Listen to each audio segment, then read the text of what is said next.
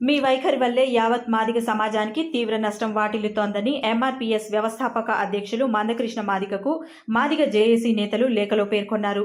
Somajiguda press క్లబ్లో మాజీ SC commission chairman Pidamarthi Ravi ఆధ్వర్యంలో మాదిగ జేఏసీ నేతలు మందకృష్ణ మాదిగకు బహిరంగ లేఖ విడుదల చేశారు. 100 రోజుల్లో వర్గీకరణ చేస్తామని హామీ ఇచ్చిన పార్టీ 10 ఏళ్లు అయినా ఎందుకు చేయలేదని ప్రశ్నించారు. పెరిగిన జనాభాకు అనుగుణంగా మాదిగ సామాజిక వర్గానికి 12% రిజర్వేషన్ను సాధించడంతో పాటు యావత్ దళిత సమాజానికి జరుగుతున్న అన్యాయాలను వివరించేందుకు ఈ నెల 10 నుంచి బస్తీ బాట కార్యక్రమాన్ని నిర్వహిస్తున్నామని అన్నారు. హైదరాబాద్, సికింద్రాబాద్, రంగారెడ్డి తదితర ప్రాంతాల్లో అసెంబ్లీ నియోజకవర్గాల పరిధిలో బస్తీ బాట కార్యక్రమం కొనసాగుతుందని తెలిపారు.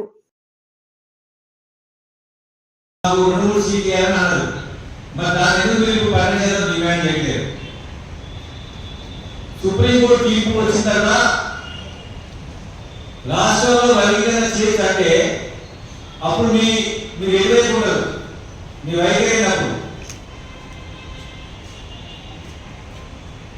రాష్ట్రంలో 30 ఏళ్ల పాటు జరుగుతున్న ఈ ఉద్యమంలో ఈరోజు మాదిగ సంఘాలు మొత్తం కూడా ఇక్కడ కూర్చొని మందకృష్ణ మాదిగకు బహిరంగ లేఖ రాస్తున్నాం. ఎందుకంటే 1994 సంవత్సరంలో వర్గీకరణ ఉద్యమం ప్రారంభమైనప్పుడు మాదిగలకు 7% డిమాండ్ చేసినాం. కానీ ఇవాళ 30 ఏళ్ల తర్వాత 3 దశాబ్దాల తర్వాత కూడా మళ్ళా ఏబిసిడి అంటూ ఉన్నారు. మేము దాన్ని వ్యతిరేకిస్తూ ఉన్నాం. 7% కాకుండా తెలంగాణ రాష్ట్రంలో మాదిగలకు 12% రిజర్వేషన్ రావాలని మేము డిమాండ్ చేస్తున్నాం. కృష్ణ మాదిగ కూడా తన వైఖరి మార్చుకోవాలని మేము కోరుతా ఉన్నాం. ఎందుకంటే మీరే కదా కాంగ్రెస్ పార్టీ పార్లమెంట్ టికెట్లు ఇవ్వాలన్నప్పుడు 12% అని చెప్పారు మీరు. మళ్ళీ ఇవాళ 12% గురించి ఎక్కడ మాట్లాడతలేరు. మీ స్వప్నమైనటువంటి వర్గీకరణను వదిలిపెట్టి చేయూత పథకాన్ని గురించి ఉద్యమం చేస్తానడం విడ్డూరంగా ఉంది. నిజానికి మొన్న 24 ఎలక్షన్స్లో వాళ్ళు 100 రోజులు చేస్తామని 10 ఏళ్ల పాటు ఆలస్యం చేసినా అదే పార్టీకి నువ్వు మద్దతు తెలిపి అదే పార్టీకి ఓట్లేయమని మా వల్లనే బీజేపీకి సీట్లు పెరిగినాయి, ఓట్లు పెరిగినాయి చెప్పుకుంటున్నావు. నువ్వు ఎందుకు కిషన్ రెడ్డి ఇంటి ముంగట ధర్నా చేయట్లేవు? ఎందుకు మోడీని నిలదీయట్లేవు? మోడీని అలింగనం చేసుకున్నావు కదా. నిజానికి నీకు మాదిగా పౌరుషం ఉంటే మోడీ గల్లా పట్టుకొని గుంజుకొచ్చి ఈ పార్లమెంట్ సమావేశాల్లో బిల్లు పెట్టేయాల్సి ఉండే. అట్లా కాకుండా వాళ్ళతో నటగాగుతున్నావు.